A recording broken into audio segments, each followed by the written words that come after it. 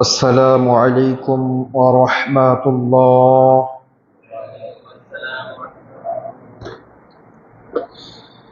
إن الحمد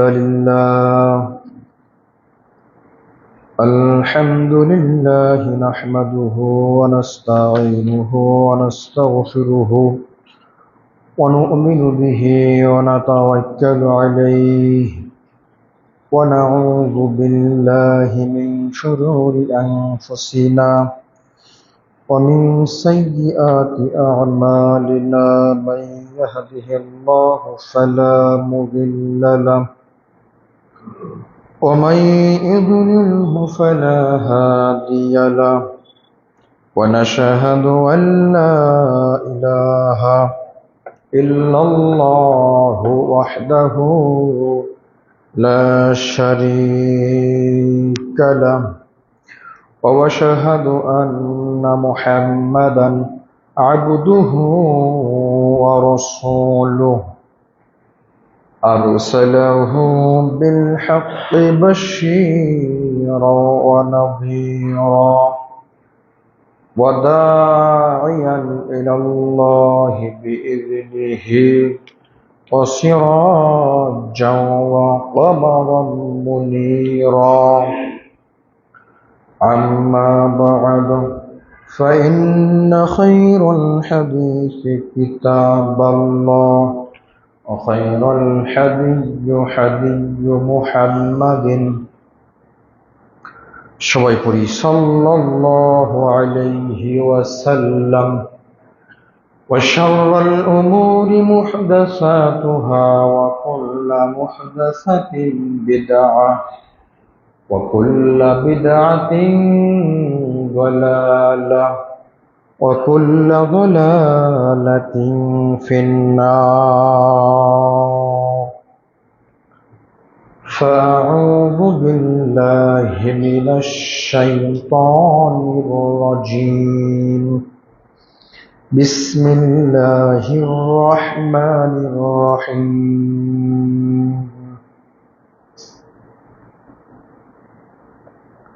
ومن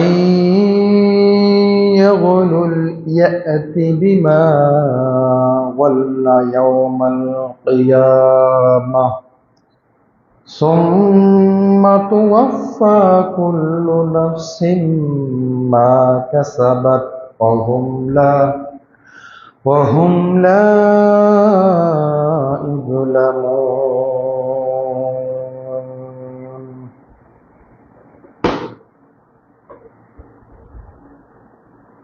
عن عبد الله بن عمر رضي الله تعالى عنه قال قال رسول الله صلى الله عليه وسلم: ألا كلكم راع وكلكم مسؤول عن رعيته. رواه البخاري.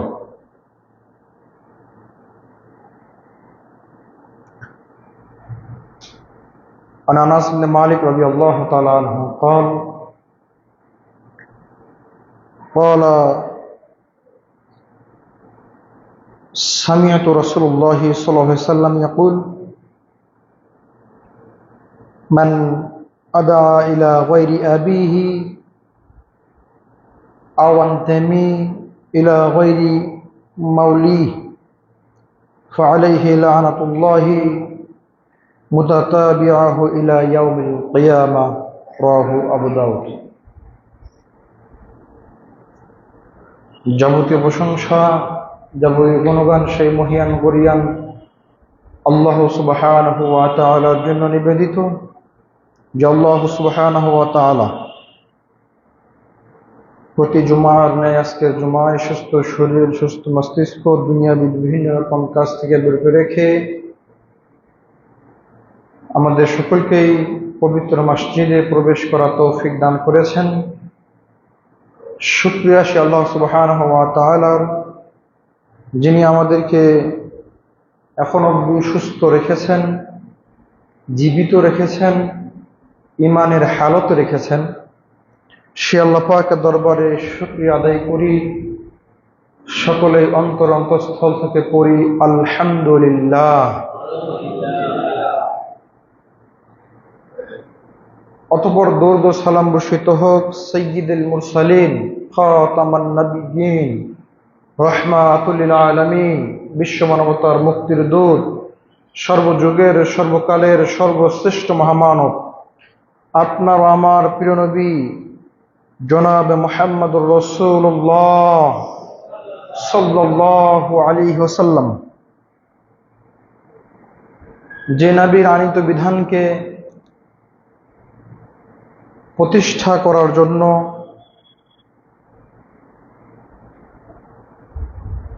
মানুষ দিনরাত কাজ করে যাচ্ছে, যে মহান নেতা পথ অনুসরণ করলে আপনার আমার জন্য রয়েছে পরকালীন সফলতা, সে নবীর উপর দরুদ ও সালাম বর্ষিত হোক। সকলেই নবীর মুহাব্বতে পড়ি সাল্লাল্লাহু আলাইহি ওয়াসাল্লাম। সম্মানিত উপস্থিতি, খুতবার সংক্ষিপ্ত আলোচনার বিষয় যাদের জন্য জান্নাত হারাম, পর্ব ৩। উল্লিখিত বিষয়ের উপর তথ্যবহল প্রামাণ্য আলোচনা পেশ করার চেষ্টা করব ইনশাআল্লাহুল আজিজ। আলোচনার শুরুতেই আমরা আপনাদেরকে অনুরোধ জানাচ্ছি, হয়তো অনেক আগেই অনেকেই মসজিদে এসেছেন, চোখে ঘুম লেগে গেছে, আপনারা একে অপরকে জাগিয়ে দিবেন। অনেকে ঘুমিয়ে আছেন, আপনার পাশের মানুষটাকে আপনি জাগিয়ে দিবেন। সম্মানিত উপস্থিতি, দুঃখের সহিত কথা বলতে হয় যে আমরা যখন রাসূলের উপর দরুদ পড়ি,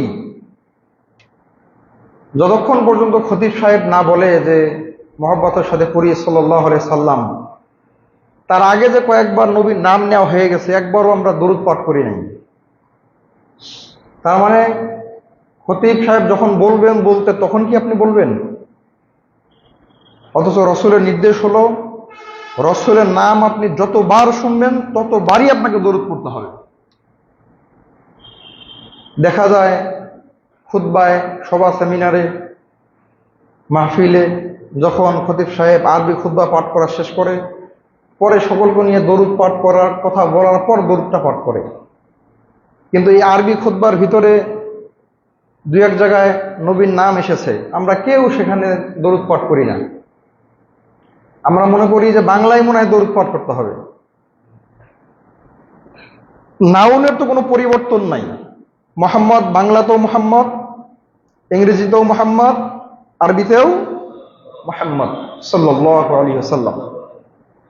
আল্লাহ নবী বলছেন যে আমার নাম শুনে একবার দরুদ পাঠ করবে, আল্লাহ তার উপর 10 বার রহমত বর্ষণ করবেন। অফারটা খুব ছোট।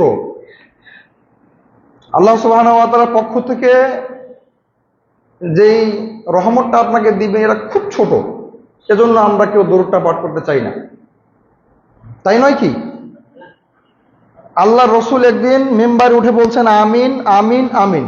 সাহাবেরা আশ্চর্য হয়ে জিজ্ঞাসা করলেন, আল্লাহ নবী, এমন তো কোনোদিন দেখিনি, আপনি আজকে 3 বার আমিন বললেন, বাকি 2টা বলছি না, একটা বলছি। আল্লাহ নবী বললেন যে জিবরিল আমার কানে কানে এসে বলল যে হে মুহাম্মদ সাল্লাল্লাহু আলাইহি সাল্লাম, যে ব্যক্তি আপনার নাম শুনলো, নাম শোনার পরে আপনার উপর দরুদ পাঠ করলো না, ওই ব্যক্তি ধ্বংস হয়ে যাবে। ওই ব্যক্তির নাক ধুলায় ধূসরিত হোক, ওই ব্যক্তি অপমানিত হোক, লাঞ্ছিত হোক। যখন এই কথা জিবরিল আমার কানে বলল, আমি বললাম আমিন, আল্লাহ তুমি কবুল করো। তার মানে কি বোঝা যায়? নবীর নাম আপনি শুনবেন আর চুপ করে বসে থাকবেন, তাহলে রসুলের পক্ষ থেকে অভিশাপ যে আপনি ধ্বংস হবেন। আমি অনেক গুরুত্বটা বুঝাতে পারি না। আপনি নবীর নাম শোনার পরে যদি চুপ করে বসে থাকেন, দরুদ পাঠ না করেন, তাহলে রাসূলের পক্ষ থেকে আপনার উপর অভিশাপ। কি অভিশাপ? ধ্বংস হওয়ার অভিশাপ। কি অভিশাপ? অপমানিত, লাঞ্ছিত হওয়ার অভিশাপ। এবার আপনি ভাবেন দেখি, যেই নবীর নাম শুনে আপনি দরুদ পড়লেন না, সেই নবীর শাফাত কি কিয়ামতের মাঠে পাওয়া যাবে? সাধারণ একটু কমন সেন্স আমাদের ভিতরে নাই। কেন যে নাই এটা আমরা নিজেও বুঝি না। প্রত্যেক জুমায় যখন আরবি খুতবা পড়ার সময় মুহাম্মদ নামটা নেওয়ার পরে আমি বাংলাতে বলতে হয়, সবাই বলেন সাল্লাল্লাহু আলাইহি সাল্লাম। কেন? মুহাম্মদের নাম আপনি জানেন না? হাদি ও মুহাম্মদ, এরপর আমি বলেন সাল্লাল্লাহু আলাইহি সাল্লাম, এরপরে সবাই বলি সাল্লাল্লাহু আলাইহি সাল্লাম। কিন্তু উচিত তো ছিল আপনি যখন নাম শুনবেন আমার সাল্লাল্লাহু আলাইহি সাল্লাম বলার আগে আপনার সাল্লাল্লাহু আলাইহি সাল্লাম হবে। এত কৃপণ কেন আপনি? রাসূলের উপর দরুদ পাঠ করলে আল্লাহ বরকত নাজিল করবেন, রাসূলের উপর দরুদ না পাঠ করলে আল্লাহর নবীর পক্ষ থেকে অভিশাপ, রাসূলের উপর দরুদ পাঠ না করলে কিয়ামতের মাঠে শাফাত হবে না, রাসূলের উপর দরুদ পাঠ করলে পাপ ক্ষমা হবে, নেকি বৃদ্ধি পাবে। এত ফজিলত দেওয়ার পরেও নবীর নাম শুনে কেউ মুখটা নড়াই না। আর এই জাতি নাকি ইসলাম কায়েম করবে, এই জাতি নাকি ইসলাম কায়েম করবে, রাষ্ট্রে ইসলাম কায়েম করবে, অথচ নবীর নাম শুনে সাল্লাল্লাহু আলাইহি সাল্লাম বলে না, দরুদ পাঠ করে না। সম্মানিত উপস্থিতি, আমরা অনুরোধ জানাবো আপনাদেরকে, যেখানেই যার সামনে যে আপনার সামনে নবীর নাম বলবে সঙ্গে সঙ্গে আপনি নবীর উপর দরুদ পাঠ করবেন। রাসূলের উপর দরুদ পাঠ করলে আল্লাহ নবী বলছেন তার সম্মান বেড়ে যাবে। সুবহানাল্লাহ। আরো অনেক ফজিলত আছে, শুধু যদি রাসূলের উপর দরুদ পাঠ করার উপকারিতা আপনাকে বলতে চাই তাও 2-4 সপ্তাহ লেগে যাবে। এত হাদিস আছে, এত ঘটনা উল্লেখ আছে যে রাসূলের উপর দরুদ পাঠ করলে কত ফজিলত, কত সম্মান, কত মর্যাদা। আল্লাহ সুবহানাহু ওয়া তাআলা যেন, আমি আপনাদেরকে এখানে আরেকটা কথা বলি, আজকে জুমার সালাত শেষ হওয়ার পরে বাসায় চলে যাবেন, আজকের দিনের যে কোনো এক সময় 2 রাকাত নামাজ পড়বেন। কয় রাকাত নামাজ পড়বেন? নফল নামাজ পড়ে 2 রাকাত নামাজ পড়ে আল্লাহর কাছে দোয়া করবেন, আল্লাহ তুমি আমাকে এই তৌফিক দাও, যখনই আমি নবীর নাম শুনবো আমি যেন দরুদ পাঠ করতে পারি। শুধু এই মনেটা করে দেওয়ার জন্য যে আমি যখন নবীর নামটা শুনবো আমি দরুদটা পাঠ করতে পারি, এটা তুমি আমাকে মনে করে দিও, এই তৌফিকটা আমাকে দিও, এটার জন্য 2 রাকাত নামাজ পড়ে আল্লাহর কাছে দোয়া করবেন। দেখেন আল্লাহ আপনাকে তৌফিক দেয় কিনা। আল্লাহ সুবহানাহু ওয়া তাআলা আমাদের সকলকে তৌফিক দান করেন। দরুদ পাঠ করছি সাইয়্যিদুল মুরসালিন খাতামুন নবিয়্যিন, আপনার আমার মুহাব্বতের নবী, প্রিয় নবী জনাব মুহাম্মদুর রাসূলুল্লাহ সাল্লাল্লাহু আলাইহি ওয়াসাল্লাম। আল্লাহ সুবহানাহু ওয়া তাআলা যেন তার শাফাত কিয়ামতের মাঠে আমাদের জন্য, আমাদের ভাগ্যে, আমাদের তাকদীরে লিখে দেন। সকল বলি আল্লাহুম্মা আমিন। আলোচনার বিষয়, যাদের জন্য জান্নাত হারাম। যাদের জন্য জান্নাত হারাম, এই বিষয়ে আলোচনা করতে গিয়ে আমরা গত 2 বা 3 সপ্তাহে মোটামুটি 4টা পয়েন্ট আপনার সামনে উল্লেখ করেছি, যাদের জন্য আল্লাহ সুবহানাহু ওয়া তাআলা চিরস্থায়ী জান্নাতকে হারাম করেছেন। মনে আছে আপনাদের? মনেই তো নাই। মনে না থাকলে আমল করবেন কি?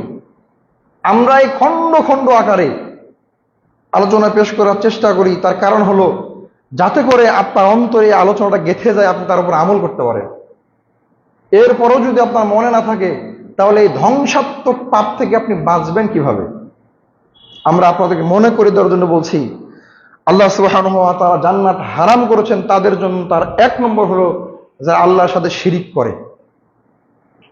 2, যারা মিথ্যা শপথ করে অথবা আল্লাহ ছাড়া অন্য কারো নামে শপথ করে, এই মিথ্যা শপথকারীর জন্য জান্নাত হারাম। 3, আত্মহত্যাকারী।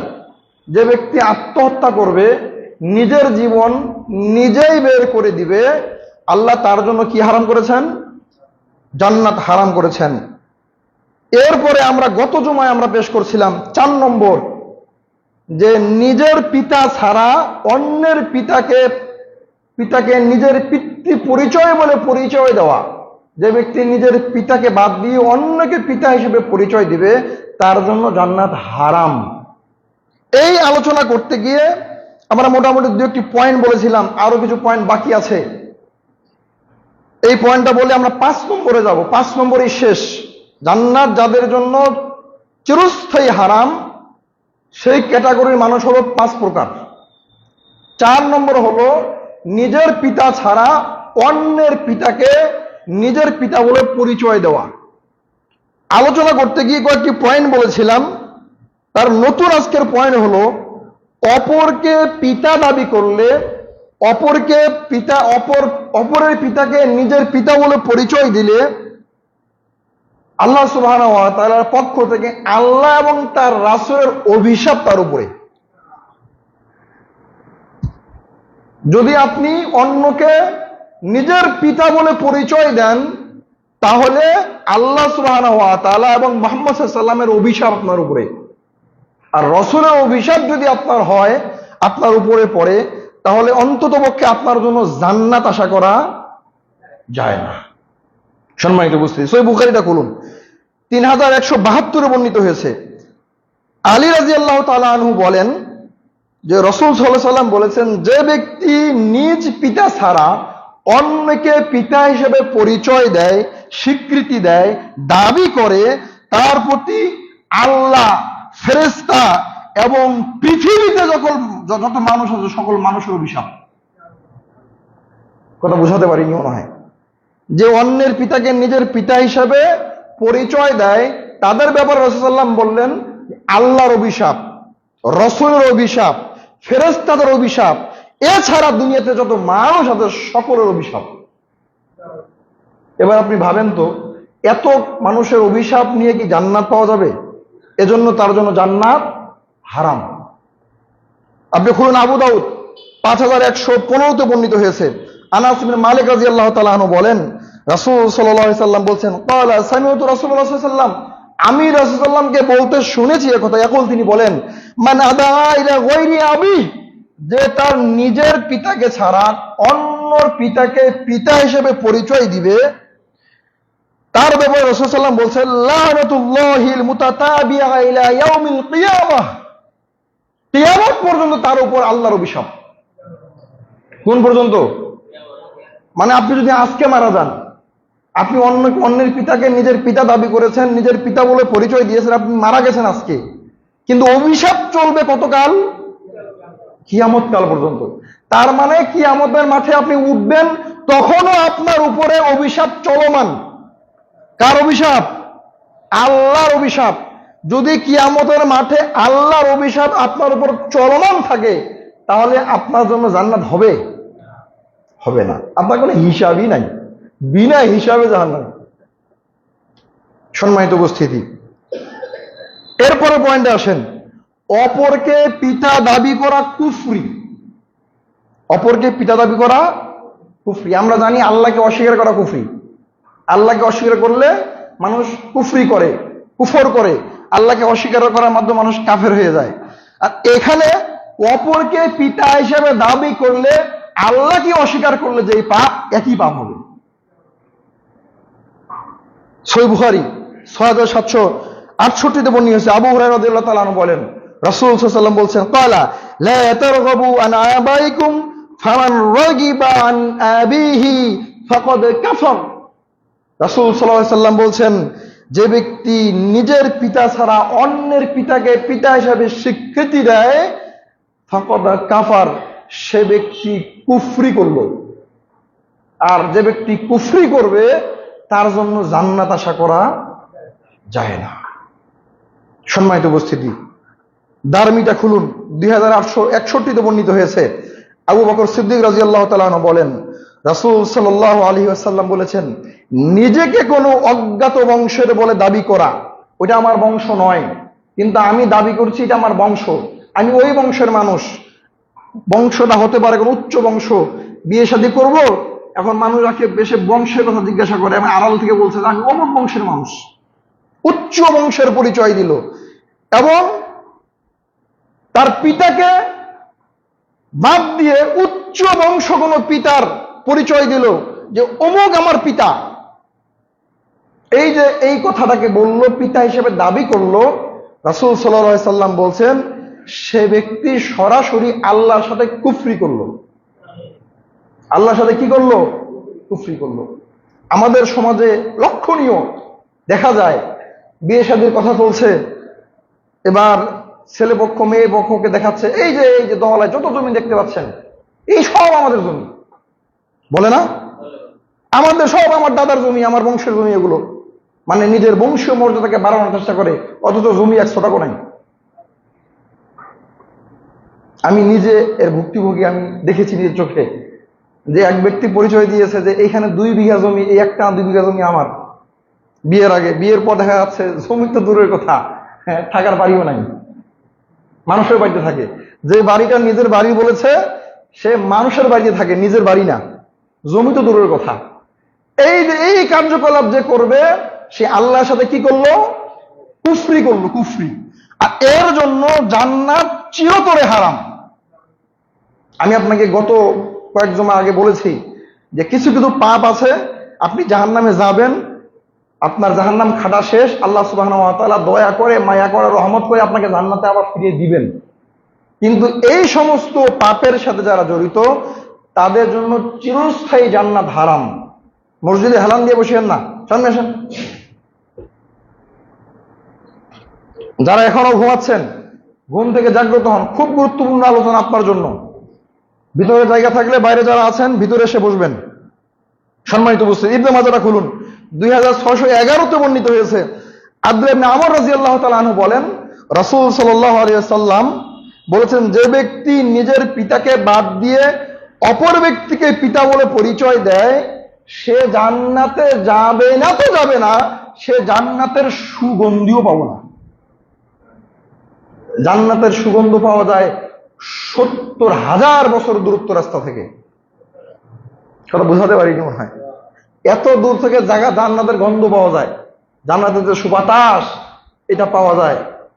এজন্য হাদিসে আসছে, কবরে যখন মানুষকে দেওয়া হয়, দেওয়ার পরে ব্যক্তি যদি মুমিন হয় তাহলে জান্নাতের দিকে একটা দরজা খুলে দেওয়া হয়, জান্নাতের থেকে সেখানে সুবাতাস আসতে থাকে। আচ্ছা বলেন দেখি, জান্নাত কোথায় আছে? আমরা কি কেউ জানি জান্নাত কোথায় আছে? অথচ আমেরিকাতে মনে করেন মাটি হয়েছে, আমেরিকাতে মাটি হয়েছে, এখান থেকে জান্নাত যদি এখানে থাকে তাহলে এখান থেকে ওখানে বাতাস ঢুকে। একটা উদাহরণ দিলাম আর কি। তো রাসূল সাল্লাল্লাহু আলাইহি সাল্লাম বলছেন, যে ব্যক্তি অন্যের পিতাকে নিজের পিতা হিসেবে দাবি করবে, অন্যের বংশকে নিজের বংশ হিসেবে দাবি করবে, ও তো জান্নাতে যাবেই না, জান্নাতের সুগন্ধও পাবে না। কত বড় পাপ এটা আমি আপনাকে বলে বুঝাতে পারবো না। সম্মানিত উপস্থিতি, আল্লাহ তাআলা যেন এই পাপ থেকে আমাদেরকে হেফাজত করেন, সকলে আল্লাহুম্মা আমিন। 5 নম্বরে আসেন। 5 নম্বরে হলো রাষ্ট্রের সম্পদ আত্মসাৎকারী ও অত্যাচারী শাসক।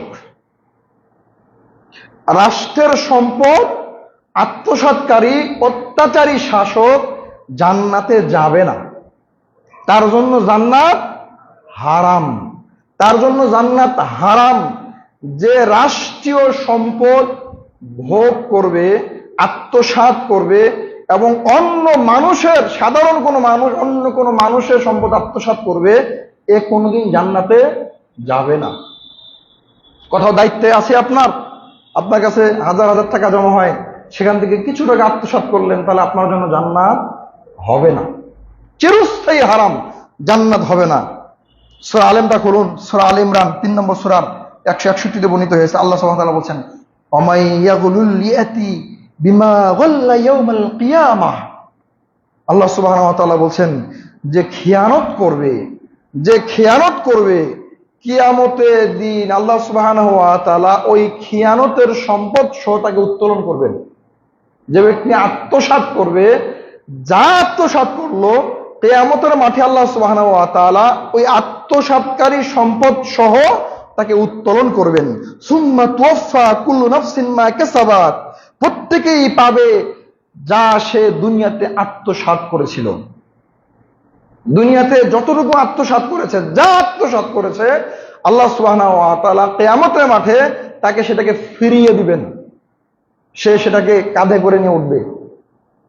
সামনে আসবে আমাদের হাদিস, লম্বা হাদিস, কিভাবে মানুষ কিয়ামতের মাঠে কাঁধের মধ্যে জমি নিয়ে দৌড়াদৌড়ি করবে, কিভাবে ঘোড়া নিয়ে, উট নিয়ে দৌড়াদৌড়ি করবে, আত্মসাৎ করা সম্পদ। সহিহ বুখারী খুলুন, 7151-তে বর্ণিত হয়েছে, কেউ মুসলিমদের দায়িত্ব গ্রহণ করার পর কেউ যদি কারো দায়িত্ব গ্রহণ করে, হতে পারে সেটা দেশের দায়িত্ব, হতে পারে সেটা সমাজের দায়িত্ব, হতে পারে সেটা পরিবারের দায়িত্ব, হতে পারে সেটা রাষ্ট্রীয় দায়িত্ব, যদি কেউ দায়িত্ব গ্রহণ করে এবং দায়িত্ব গ্রহণ করার পর সেটাকে খিয়ানত করা অবস্থায় মারা যায়, অর্থাৎ তাকে যে দায়িত্ব দেওয়া হয়েছে, আপনি একটা প্রতিষ্ঠানে চাকরি করেন, যতটুকু দায়িত্ব আপনাকে দেওয়া হয়েছে, আপনি একটা ব্যবসা বাণিজ্যের সাথে জড়িত আছেন এবং ব্যবসা বাণিজ্যের জন্য লোক রেখেছেন, তাকে যতটুকু দায়িত্ব দেওয়া আছে এই দায়িত্ব যদি সে খেয়ানত করে একটা মিনিটও নষ্ট করে মারা যায়, রাসূল সাল্লাল্লাহু আলাইহি সাল্লাম বলেছেন তার জন্য জান্নাত হারাম। আমি মনে হয় বুঝাতে পারিনি কথা। মনে করেন আপনি একটা দোকানে কাজ করেন, আপনার ডিউটি 8 ঘন্টা। কয় ঘন্টা? 8 ঘন্টা ডিউটি। এই 8 ঘন্টার ভিতরে যদি মালিকের অনুমতি ছাড়া একটা মিনিটও আপনি অন্য পথে ব্যয় করেন, একটা মিনিট যদি সেখান থেকে আপনি খেয়ানত করেন, আপনার জন্য জান্নাত হারাম। সম্মানিত, খুব কঠিন কথা।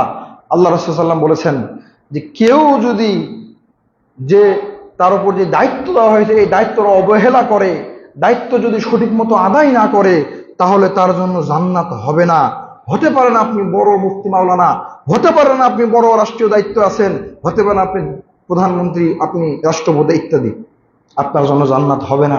জান্নাত তো হবে না, আপনার জান্নাতের সুগন্ধিও হবে না।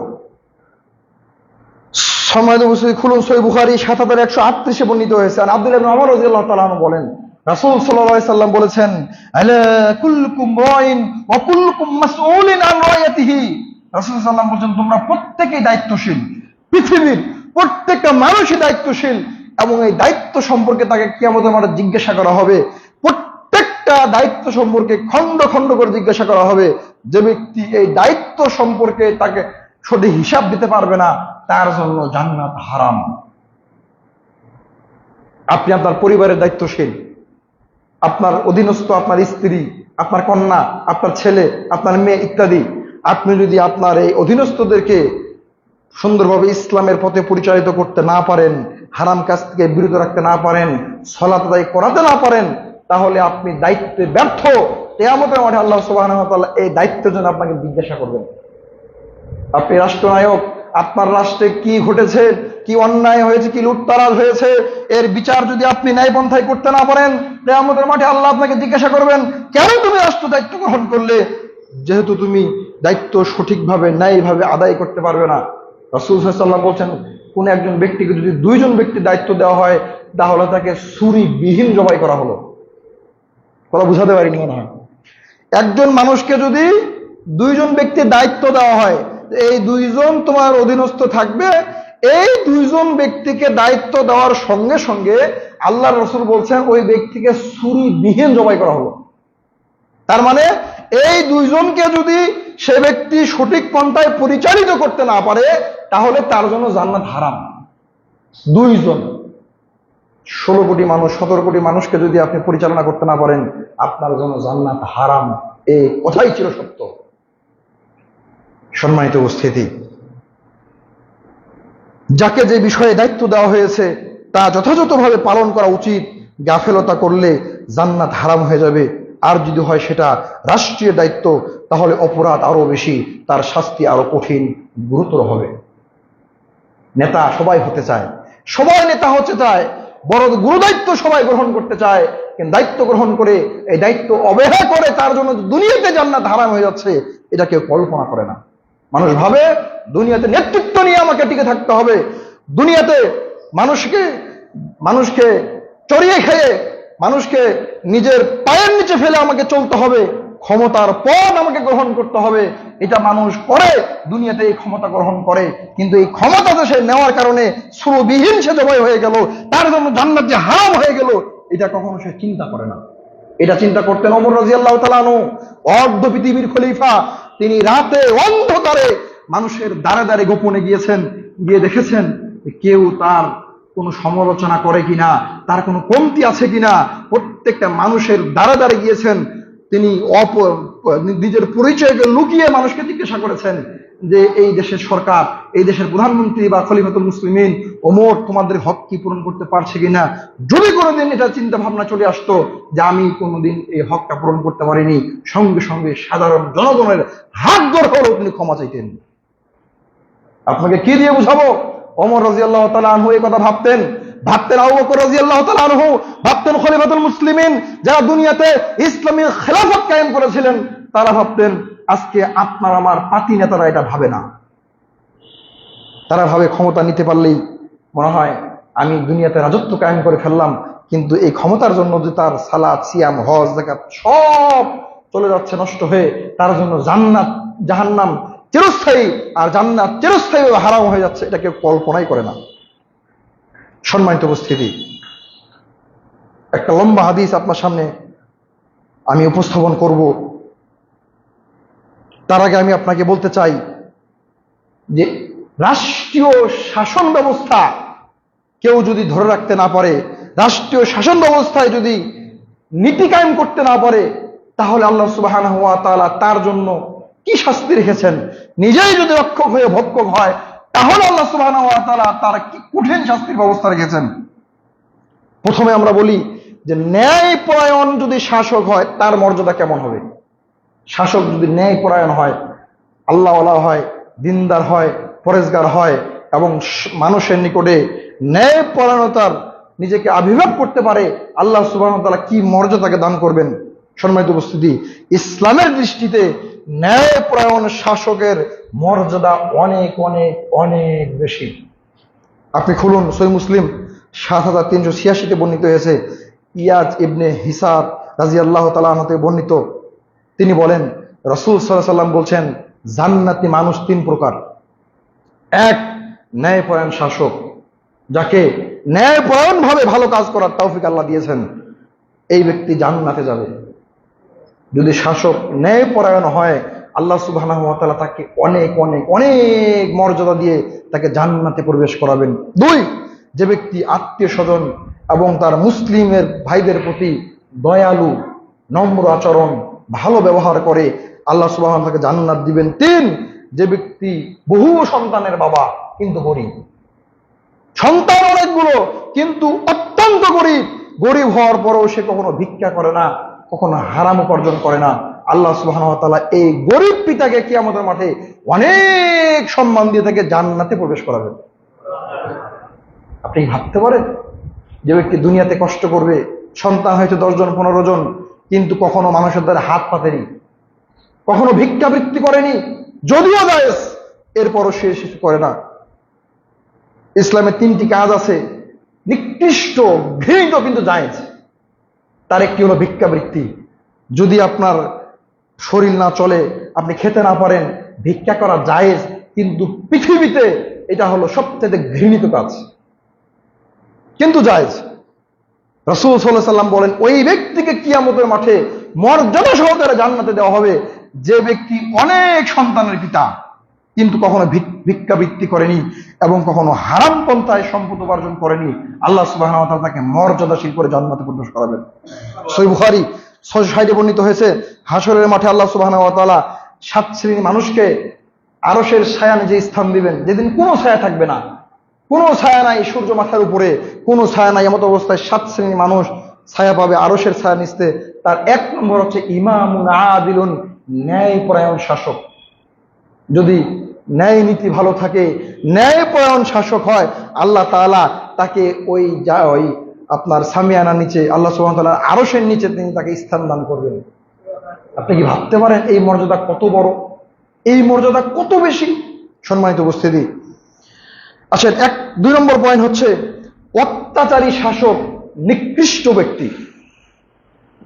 এর আগে তাদের গুলো ভালো ভালো শাসক, ন্যায়পরায়ণ শাসক, আর যে ব্যক্তি অত্যাচারী শাসক হবে, নিকৃষ্ট, এর মতো নিকৃষ্ট পৃথিবীর বুকে আর কেউ হতে পারে না।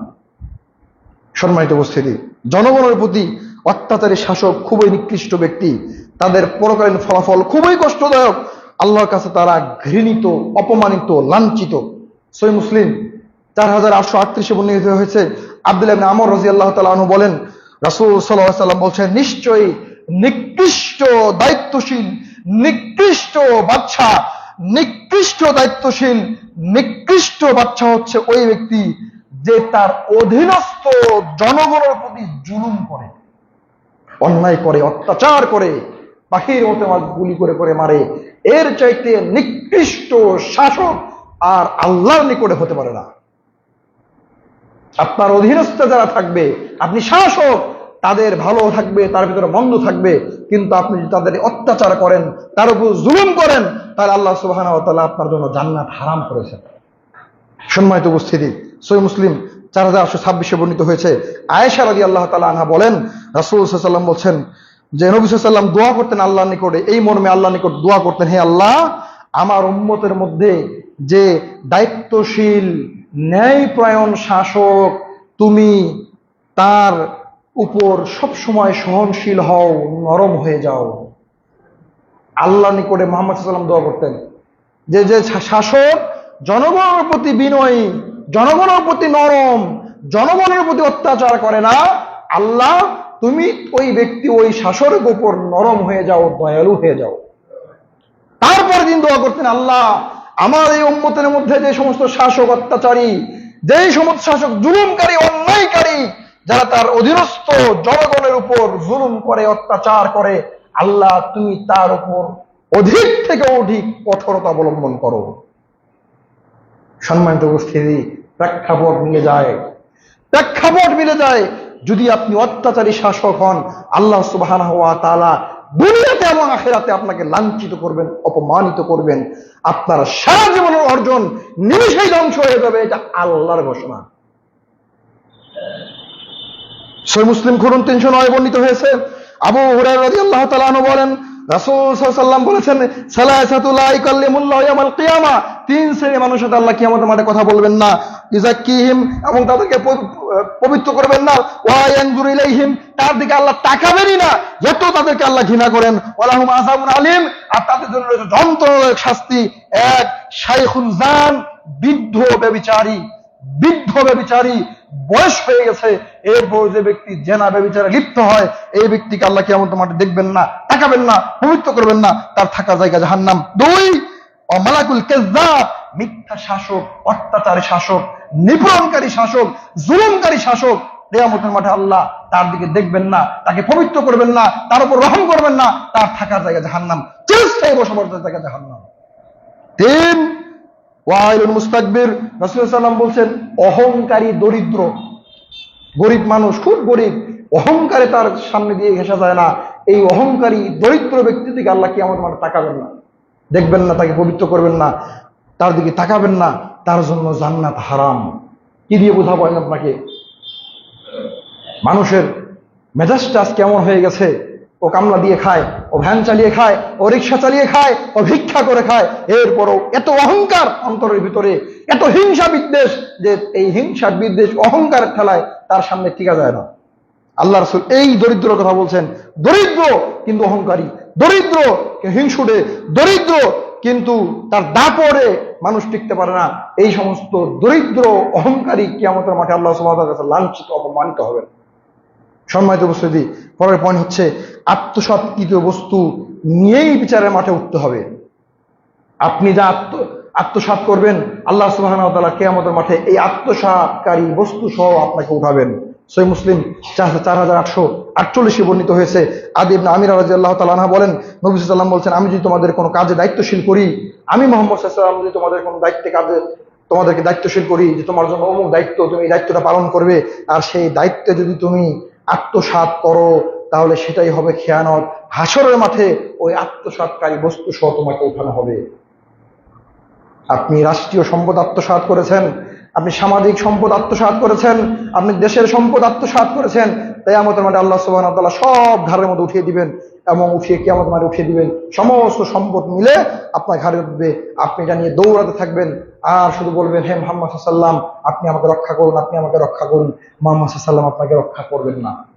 দেখেন পরের হাদিসটা, তার প্রমাণ সহিহ বুখারী 3073 বর্ণিত হয়েছে, আবু হুরায়রা রাদিয়াল্লাহু তাআলা আনহু বলেন, রাসূল সাল্লাল্লাহু আলাইহি ওয়াসাল্লাম বলেছেন, কিয়ামতের মাঠে আমি তোমাদেরকে দেখতে পাবো, ওই সমস্ত মানুষদেরকে দেখতে পাবো, যে কোনো মানুষ আমার নিকটে দৌড়িয়ে আসবে, তার এই কাঁধে একটা উট চিৎকার করছে, এবং এই উট নিয়ে সে দৌড়িয়ে বেড়াচ্ছে, সে দৌড়িয়ে আমার নিকটে এসে বলবে, হে নবী, আপনি আমাকে রক্ষা করুন, আমি আপনার উম্মত। মুহাম্মদ সাল্লাল্লাহু আলাইহি ওয়াসাল্লাম বলবেন যে, হে আমার উম্মত, তোমাকে আমি আজ রক্ষা করতে পারবো না, আমি দুনিয়াতেই তোমাদেরকে বলেছিলাম তোমরা আত্মসাৎ করো না, আত্মসাৎ করলে কিয়ামতের মাঠে আমার কিছু করার থাকবে না। তাকে আমি ফিরিয়ে দেবো। একটু পরে দেখতে পাবো একজন লোক দৌড়ে আমার নিকটে আসবে, তার কাঁধে একটা ঘোড়া দৌড়ে দৌড়ে চিৎকার করছে, এই ঘোড়ার ভারে সে কাবু হয়ে পড়ছে, এসে বলবো, মুহাম্মদ সাল্লাল্লাহু আলাইহি ওয়াসাল্লাম, আপনি আমাকে রক্ষা করুন। আমি একই কথা বলবো, আজ আল্লাহ সুবহানাহু ওয়া তাআলা তোমাকে রক্ষা করার সামর্থ্য আমাকে দেয়নি, আমি তোমাকে রক্ষা করতে পারবো না, দুনিয়াতেই তোমাকে বলেছিলাম তুমি আত্মসাৎ করো না, আত্মসাৎ করলে আমি কোনো সাহায্য করতে পারবো না। সে ব্যক্তি চলে যাবে। আবার একজন ব্যক্তি দৌড়িয়ে আসবে, তার কাঁধে আছে ছাগল, ছাগল চিৎকার করছে, এই ছাগল বহন করতে আমার নিকটে আসবে এবং বলবে মুহাম্মদ সাল্লাল্লাহু আলাইহি ওয়াসাল্লাম রক্ষা করেন, আমি পূর্বের নেতাকে ফিরিয়ে দিব। এরপর একজন লোক আসবে, তাদের কাঁধে থাকবে কাপড়, কাপড়ের গাঁটটি থাকবে এই কাঁধে, কাপড়ের ভারে সে নত হয়ে পড়বে, আল্লাহ নবী আপনি রক্ষা করুন, আমি তাকে ফিরিয়ে দিব, আত্মসৎকারী কোনো সাহায্য করতে পারি না। এরপরে আসবে সোনা চাঁদি, একদম সোনা দিয়ে চাঁদি দিয়ে তার গর্দানটা ভর্তি হয়ে থাকবে এবং আমাকে এসে বলবে হ্যাঁ আল্লাহ নবী আমাকে রক্ষা করুন, আমি তাকে রক্ষা করব না। এরপরে ভুট্টা চোর, গম চোর, যত চোর আত্মসাৎকারী পৃথিবীর লোকে আছে একে একে সবাই আল্লাহ নবী নিকটে আসবে। আল্লাহ নবী বলবে আত্মসাৎকারীর বিরুদ্ধে আমার যুদ্ধ ঘোষণা, আমি তাদেরকে কিয়ামতের মাঠে কোনো সাহায্য করতে পারবো না। আমি আপনাকে কি দিয়ে বুঝাবো যে আপনি অন্যের সম্পদ আত্মসাৎ করছেন, আপনি রাষ্ট্রীয় সম্পদ আত্মসাৎ করছেন। রাষ্ট্রীয় সম্পদ আত্মসাৎ করে বাংলাদেশ থেকে পালিয়ে ইন্ডিয়া যাওয়া যায়, কিয়ামতের মাঠে পালিয়ে কখনো জাহান্নাম ছাড়া জায়গা হবে না। সম্মানিত উপস্থিতি, অত্যাচার শাসকের জন্য দুনিয়াতে সে রাখতে পারে, কিয়ামতের মাঠে তার শাস্তি হবেই হবে, কিয়ামতের মাঠে পালানোর কোনো জায়গা থাকবে না।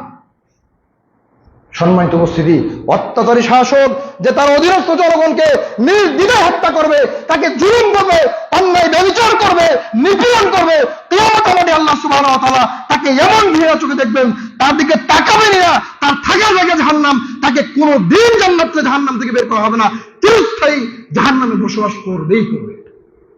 খুব সাবধান, খুব সাবধান। যারা দেশ পরিচালনায় আসবে তাদেরকে আমরা বলছি খুব সাবধান।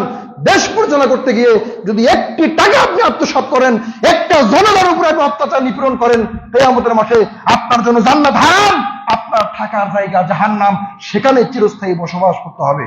এজন্য দুনিয়ার এই স্বল্প সময়ের রাজত্বকে কায়েম করে জান্নাত হারানোর কেউ চেষ্টা করবেন না। আমরা বলবো ওই সমস্ত ভাইদেরকে যারা এই সময় বর্তমান সময়ে বিভিন্ন জায়গায় লুটতরাজ করছে, অন্যের সম্পদকে আত্মসাৎ করছে, দেশকে স্বাধীন করতে গিয়ে আজকে যারা আপনার ডাকাতি করছে, আজকেও খবর দেখলাম যে আজকে রাতে প্রায় 19 জন ডাকাত গ্রেপ্তার হয়েছে। তারা রাজধানীতে বিভিন্ন জায়গায় ডাকাতি করছে, কারণ এখানে এখন কোনো প্রশাসন নাই, পুলিশ নাই, ইত্যাদি নাই। আপনি যে আত্মসাৎ করছেন, লুটতরাজ করছেন, কিয়ামতের মাঠে এর জন্য আল্লাহ সুবহানাহু ওয়া তাআলা আপনাকে জাহান্নামে পাঠাবেন, আপনার জন্য জান্নাত হারাম। অতএব খুব সাবধান, আপনি লুটতরাজ করবেন না, এটা আমাদের অনুরোধ। আপনি শান্তি বজায় রাখুন, আল্লাহর নিকট দোয়া করুন, আল্লাহ সুবহানাহু ওয়া তাআলা এমন কোন শাসক যেন পাঠান যে শাসক আল্লাহ সুবহানাহু ওয়া তাআলার বিধান অনুযায়ী মানুষদেরকে পরিচালনা করবেন। আমরা আল্লাহর নিকট দোয়া করি, আল্লাহ সুবহানাহু ওয়া তাআলা দোয়া করতে বলছেন সুলতানান নাসিরা, একজন সুলতান সম্পর্কে দোয়া করতে বলছেন যে যখন অত্যাচারী শাসক দিয়ে দেশ ভরে যাবে, পৃথিবী ভরে যাবে, আল্লাহর নিকট দোয়া করো, আল্লাহ এমন একজন শাসক তুমি আমাদের নিকট পাঠাও যে শাসক হবে কল্যাণকামী, যে শাসক হবে জনগণের কল্যাণকামী, যে শাসক লুটতরাজ করবে না, টাকা পাচার করবে না, অধীনস্থ জনগণের উপর জুলুম অত্যাচার করবে না। এই দোয়া আপনি করুন, ইনশাআল্লাহ বিজয় একদিন হবেই হবে ইনশাআল্লাহ। আল্লাহ সুবহানাহু ওয়া তাআলা যেন আমাদের সকলকে একটা সুন্দর, সুষ্ঠু, ন্যায়পরায়ণ দেশ গড়ার তৌফিক দান করেন, সকল বলে আল্লাহুম্মা আমিন। যারা লুটতরাজ করছেন তারা আমরা তাদেরকে অনুরোধ জানাবো, আসুন না আমরা সকল মিলে যদি চেষ্টা করি, আমরা সুন্দরভাবে আমাদের সোনার বাংলা গঠন করতে পারবো ইনশাআল্লাহ। আল্লাহ সুবহানাহু ওয়া তাআলা যেন আমাদের দেশে শান্তি শৃঙ্খলা ফিরে দেন, সকল আল্লাহুম্মা আমিন। আল্লাহ সুবহানাহু ওয়া তাআলা যেন এমন কোন শাসক আমাদেরকে দেন যে শাসক জনগণের কল্যাণকারী হবে, সেই তৌফিক তুমি আল্লাহ দান করে, সকল আল্লাহুম্মা আমিন। আল্লাহ সুবহানাহু ওয়া তাআলা যেন আমাদেরকে 5 ওয়াক্ত সালাত নিজের ভিতরে, নিজের পরিবারের ভিতরে, সমাজে এবং রাষ্ট্রে কায়েম করার তৌফিক দান করেন, সকল আল্লাহুম্মা আমিন। আল্লাহ সুবহানাহু ওয়া তাআলা যেন আমাদেরকে সঠিক দিন ধর্ম মেনে চলার তৌফিক দান করেন, আল্লাহুম্মা আমিন। সম্মানিত উপস্থিতি, আরেকটা কথা বলতে চাই, সেটা হলো এক শ্রেণীর মানুষ যারা আমাদের মাযহাবী ভাইরা রয়েছেন, এই সুযোগে যেহেতু যে দেশে এখন কোনো প্রশাসন নাই, পুলিশ নাই, এই সুযোগে আমাদের বেশ কয়েকটি আহলে হাদিস মসজিদ তারা ভাঙচুর করেছে, ইতিমধ্যেই ভাঙচুর করেছে। আপনারা খবরে দেখেছেন জানি না, মসজিদ ভেঙে গুড়িয়ে দিয়েছে। কেন? অপরাধ, এটা আহলে হাদিসদের মসজিদ, এটা সালাফিদের মসজিদ, এজন্য মসজিদকে গুড়িয়ে দেওয়া হয়েছে, মসজিদের প্রত্যেকটা ইটকে গুড়িয়ে দেওয়া হয়েছে। আমরা ওই সমস্ত ভাইদেরকে বলতে চাই যে দুনিয়া চিরস্থায়ী নয়, সঠিক দিন ধর্ম পালন করতে গিয়ে মুহাম্মদ সাল্লাল্লাহু আলাইহি ওয়াসাল্লাম মার খেয়েছেন, মুহাম্মদ সাল্লাল্লাহু আলাইহি ওয়াসাল্লাম দেশ থেকে বিতাড়িত হয়েছেন। আমরা আহলে হাদিস, আমরা সালাফি, রাসূল যা বলেছেন তাই করি। আমরা রাসূলের সঠিক বিধানকে মানতে গিয়ে যদি আমাদের মসজিদকে ভেঙে দেওয়া হয়, আপনারা আমাদের মসজিদকে ভাঙবেন না, আমাদের উপরে আঘাত করছেন না, আপনারা স্বয়ং মুহাম্মদ সাল্লাল্লাহু আলাইহি ওয়াসাল্লামের শরীরে আঘাত করছেন। অতএব আমরা অনুরোধ জানাবো, আপনারা এরকম লুটতরাজ করবেন না। আল্লাহর ঘর মসজিদ, এই মসজিদ কখনো ভাঙ্গার চেষ্টা করবেন না। আল্লাহ সুবহানাহু ওয়া তাআলা যেন ওই ভাইদেরকে হেদায়েত দান করেন, সকলে বলি আল্লাহুম্মা আমিন। এই বলে আজকে সংক্ষিপ্ত বিবরণ এখানে টানছি। বারাকাল্লাহু লাকুম ওয়া বারাকাতুহু।